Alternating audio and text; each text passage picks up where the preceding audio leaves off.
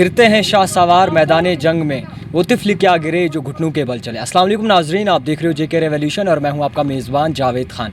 नाजरीन, दुनिया भर में कहीं ऐसे भी चेहरे हैं जो जिस्मी तौर जो है नाखेज़ हैं और उसी नाखेज़ जिस्म को लेके ऐसे आगे चलना और कश्मीर के नाम जो है वो बुलंदियों पर ले जाना बड़ी ही फ़ख्र की बात होती है। इस वक्त हमारे साथ बातचीत करने के लिए मौजूद हैं इशरत अख्तर, जो कि एक व्हील चेयर बास्केटबॉल प्लेयर हैं और इन्होंने 2 बार नेशनल और 1 बार इंटरनेशनल प्लेयर भी रह चुकी हैं। इशरत, आपका बहुत बहुत खैर मकदम है जेके रेवोल्यूशन में। Thank you. इशरत, आपसे जानना चाहेंगे कि आपकी लाइफ की जर्नी के बारे में, कहाँ से स्टार्ट किया और क्या उतार चढ़ाव आए। मेरा एक्सीडेंट हुआ है 2016 24 अगस्त। उसके बाद मेरा स्पाइनल कॉर्ड इंजरी हुआ। उसके बाद जब मुझे हॉस्पिटल लेके गए तो 3 दिन बाद फिर मेरी सर्जरी हो गई। तो जब वहाँ से डिस्चार्ज होके मैं घर आई थी, मैं चल नहीं पाती थी। मुझे फ़ील होता था शायद मेरी आधी बॉडी है।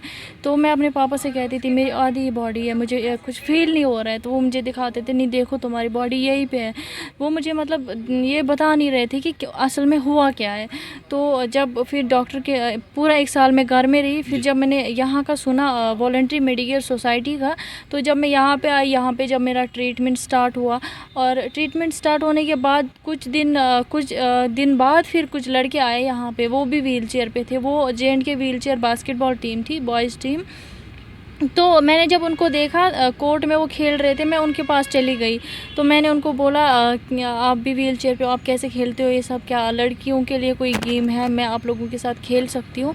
तो उनमें से एक प्लेयर है मोहम्मद रफ़ी, वो नेशनल प्लेयर रहे हैं। उन्होंने बोला मुझे कि आप हमारे साथ ज्वाइन कर सकते हो, टीम भी हम बना सकते हैं। तो उन्होंने बोला एक ट्रेनिंग कैंप होने वाला है कुछ दिन बाद, तुम उस कैंप में आ जाना। मैं उस कैंप में चली गई। तो लेकिन तब मुझे हर एक टाइम मतलब हेल्प की ज़रूरत पड़ती थी। कोई ना कोई साथ रहना चाहिए मेरे। तब मैं जब गई उस कैंप में, तो उसी कैंप में मेरा नेशनल सिलेक्शन हुआ, जो मैंने कभी सोचा नहीं था कि मैं नेशनल खेलूँगी कभी, वो भी व्हील चेयर पे होके। तो जब नेशनल हुआ तमिलनाडु में, वहाँ पे दिल्ली को रिप्रेजेंट किया क्योंकि जे.एंड.के टीम नहीं थी तब। वहाँ से वापस आने के बाद जे.एंड.के टीम हमने बना ली और उसके बाद हम मोहाली चले गए दूसरा नेशनल खेलने। वहाँ पे हमने जे.एंड.के को रिप्रेजेंट किया और वहाँ पे हमने पहली बार टीम लेके गए थे और 2 मैच हमने जीते थे वहाँ पे। फिर उसी में मेरा सिलेक्शन हुआ था एक नेशनल ट्रेनिंग कैंप के लिए। तो मैं घर में थी, हमारे घर में पुलिस अचानक से आ गई। उन्होंने बोला कि तब कश्मीर में फ़ोन बंद थे, तो उन्होंने बोला आपके कोच का कॉल है तो आप बात कर लो। मैंने बात की उनसे, उन्होंने मुझे कांटेक्ट मतलब आर्मी के ज़रिए ढूंढा था, मुझे लोकेट किया था कि मैं कहाँ पे रहती हूँ। तो मेरे कोच ने उनको कहा था कि उसका ट्रेनिंग कैंप अटेंड करना ज़रूरी है क्योंकि वो बहुत अच्छा खेलती है, उसमें टैलेंट है। तो जब मैंने और कोच के साथ बात की, उन्होंने बोला परसों ट्रेनिंग कैंप स्टार्ट होने वाला है, आपको बस कल 1 दिन में चेन्नई पहुंचना है किसी भी हाल में। अगर आपको आगे जाना है तो आप डिसाइड करो कि आपको क्या करना है। मैंने पापा से बात की, मैंने परमिशन ले ली, पुलिस ने मेरे जाने का आने का इंतज़ाम किया। तो जब मैं वहाँ पहुँची, मेरी टीम हैरान रह गई कि तुम एक ही दिन में चेन्नई पहुँच गई और यहाँ पे पूरा बंद था। बंद होने के बावजूद भी मैं टाइम पे पहुँच गई। अगले दिन जब कैंप स्टार्ट होता है तो 3 दिन वो कैंप रहा। लास्ट डे जब था तो तब कोच ने जब मेरा नाम अनाउंस किया कि इशरत का सिलेक्शन हुआ है इंडिया टीम में, मुझे खुद भरोसा नहीं हो रहा था कि मेरा इंडिया टीम में सिलेक्शन हुआ है। जब इंडिया टीम में सिलेक्शन हुआ, वहाँ से जब वापस घर आई तो फिर जाना था इंटरनेशनल खेलने थाईलैंड, वहाँ पे इंडिया को रिप्रेजेंट किया। इंटरनेशनल खेलने के बाद जब मैं घर आई, मुझे 2 बार स्टेट अवार्ड मिले और वहाँ से वापस आने के बाद मिनिस्टर साहब ने मुझे स्पोर्ट्स व्हील चेयर भी दी और बहुत ही ज़्यादा ऐसे लोग भी जानने लगे कि ये एक इंस्पिरेशन है बाकी सब लड़कियों के लिए। और यहाँ तक मैं ऐसे ही नहीं पहुँची, मुझे बहुत सारी मुश्किलों का सामना करना पड़ा, बहुत ज़्यादा ताने सुनने पड़े लोगों के। जब मैं सुबह निकलती थी प्रैक्टिस के लिए तो लोग बोलते थे मेरे पापा को, इसको आप बाहर क्यों भेज रहे हो, ये व्हील चेयर पर ये अकेले क्या करेगी, कौन इसकी हेल्प करेगा। पहले जब निकलती थी तब मुश्किल होता था, लेकिन आज वो मुझे देखते हैं तो वो मुझे देख के मोटिवेट होते हैं। इसलिए आपसे जानने की कोशिश करूंगा, जब ये हादसा आपके साथ पेश हुआ और कई तरह ऐसे भी नौजवान हैं या फिर ऐसे भी हमारे यहाँ मुल्क में ऐसे भी लोग हैं कि उनका हौसला जो है बिल्कुल टूट जाता है, तो आपने अपना हौसला जो है कैसे बुलंदी दी हौसले को और कैसे ऊंचाइयों तक अपने नाम को पहुँचाया? पहले तो मतलब बहुत ही ऐसे मुश्किल लग रहा था, शायद मेरी ज़िंदगी ख़त्म हो गई, मैं व्हील चेयर पे आई हूँ, मैं लोग क्या कहेंगे। ख़ासकर एक वो ताना बना मेरे लिए तब जब मैं यहाँ श्रीनगर आई, डॉक्टर के पास चली गई। वहाँ पे एक 2-3 लड़के आए, मेरे सामने से निकल गए, तो मैं डॉक्टर के पास बाहर वेट कर रही थी।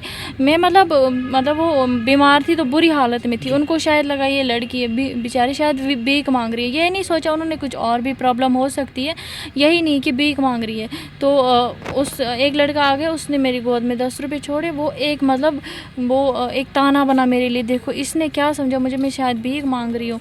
तो फिर मैंने जब मैं घर आई वहाँ से मैं रोई बहुत। फैमिली ने समझाया तुम कुछ ऐसा करो ताकि फ्रेंड्स ने, जो मेरे फ्रेंड्स हैं उन्होंने मुझे मोटिवेट किया, तुम कुछ ऐसा करो ताकि आगे मतलब और भी जो लड़कियाँ होंगी व्हील चेयर पर होंगी वो भी बाहर आ सके, वो भी कुछ कर सकें। तुम कुछ ऐसा करो कि खुद पे तुम्हें प्राउड फील हो, फैमिली को तुम्हें प्राउड फील हो। तो जब इंटरनेशनल खेला वहाँ से वापस आई, तो आज मतलब जब मैं कहीं पे जाती हूँ, ये मेरे पापा कहीं पे जाते हैं, पहले मुझे मेरे मतलब पापा के नाम से जानते थे, आज उनको ही मेरे नाम से जानते हैं। इसलिए जी आपसे एक और सवाल जानने की कोशिश करूँगा कि जब आपने नेशनल में पहली दफ़ा हिस्सा लिया तो कैसा महसूस किया? पहले तो कभी तो खेला नहीं था व्हील चेयर पे होके, मतलब पहले इसे जब मैं ठीक थी तब भी नहीं खेला था कभी। तो पहली बार बहुत मतलब डर रहा कि पता नहीं मुझे आएगा खेलना नहीं आएगा। बार बार फिर जब प्रैक्टिस कंटिन्यू रही, फिर आगे मतलब बहुत ही ज़्यादा और प्लेयर्स से भी बहुत कुछ सीखने को मिला, कैसे खेलते हैं वो। फिर बहुत ही अच्छा एक्सपीरियंस रहा। ईशा जी आप बताएं कि आप जो हैं बारामूला से उठ के इतनी दूर चली गई, तो आपके जो आसपास के रहने वाले थे उनका क्या रिएक्शन रहा? जब उन्होंने सुना कि पहले उनको भरोसा नहीं हो रहा था मेरा इंडिया टीम में सिलेक्शन हुआ है, फिर जब उन्होंने न्यूज़ देखा, वो हमेशा मुझे टीवी पे देखते थे, तो वो फिर पहले वही लोग मुझे ताने देते थे, इसको घर में रखो, क्यों जाती है, इसको हेल्प की ज़रूरत पड़ती है व्हील चेयर पे। उनको शायद लग रहा था जो इंसान व्हील चेयर पे आ सकता है वो कुछ नहीं कर सकता आगे।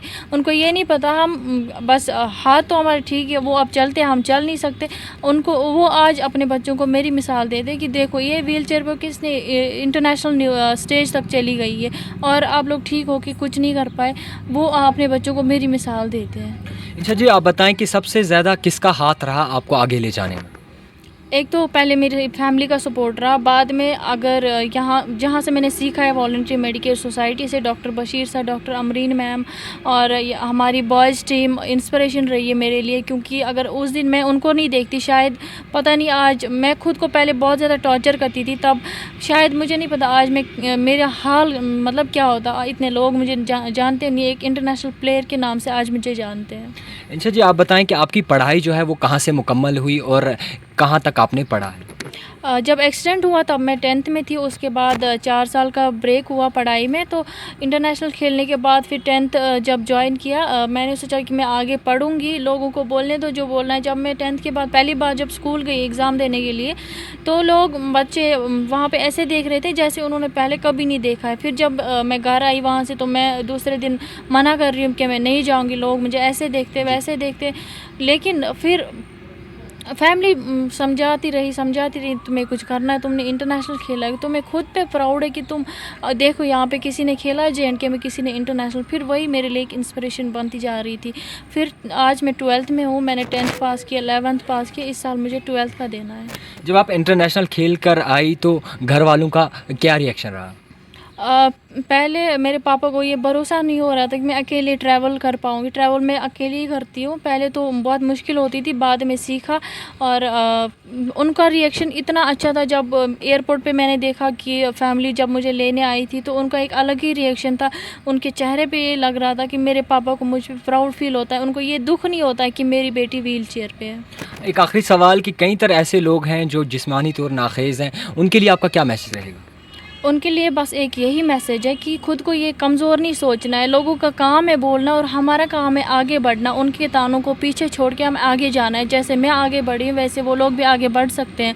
और हमारे साथ जो अगर कोई व्हीलचेयर पर्सन है, लड़की है चाहे लड़का है, हमारे साथ व्हीलचेयर बास्केटबॉल ज्वाइन करना चाहता है, तो वो यहाँ वॉलंटरी मेडिकेयर सोसाइटी आके हमारी टीम के साथ ज्वाइन कर सकते हैं। चलिए बहुत बहुत शुक्रिया। तरीन हमारे साथ मौजूद थी इशरत अख्तर, जिन्होंने कश्मीर का नाम जो है वो बुलंदियों तक पहुँचा बचाया और कश्मीर के नाम को जो है एक अलग ही पहचान दी है। हमेशा हमारे कश्मीर की बात करें या पूरी दुनिया की बात करें, कुछ ऐसे लोग भी हैं जो अपना जज्बा जो है वो खो देते हैं और अपने ख्वाब जो हैं उन्हें भी खो देते हैं। क्यों ना कि कभी कोई ऐसा हादसा भी लोगों के साथ पेश आता है, लाइफ के बीच में ही ऐसा हादसा पेश आता है जिसकी वजह से वो लोग जो है अपने ख्वाबों को अपने पैरों तले रौंद देते हैं। और हमारे कश्मीर की बात करें, कुछ ऐसी बहनें भी हैं जो हमारे कश्मीर के नाम को बुलंदियों तक लेकर गए और कश्मीर का नाम जो है वो रोशन किया। तो इस वक्त काफ़ी उतार चढ़ाव देखे अपने लाइफ में और काफ़ी लोगों की बातें भी सुनी, मगर अपना जज्बा जो है वो कायम रखा। और हमारे कश्मीर की बात करें या पूरी दुनिया की बात करें, ऐसा जज्बा जो है हर एक को रखना चाहिए। ये नहीं सोचना चाहिए कि मैं पैरों से नहीं चल सकती या फिर मुझे कोई प्रॉब्लम है या फिर मैं ये चीज़ नहीं कर सकती। एक जज्बा हो तो कुछ भी हो सकता है। तो नाज़रीन, आप देखते रहिए JK revolution, cameraman Burhanuddin Malik के साथ।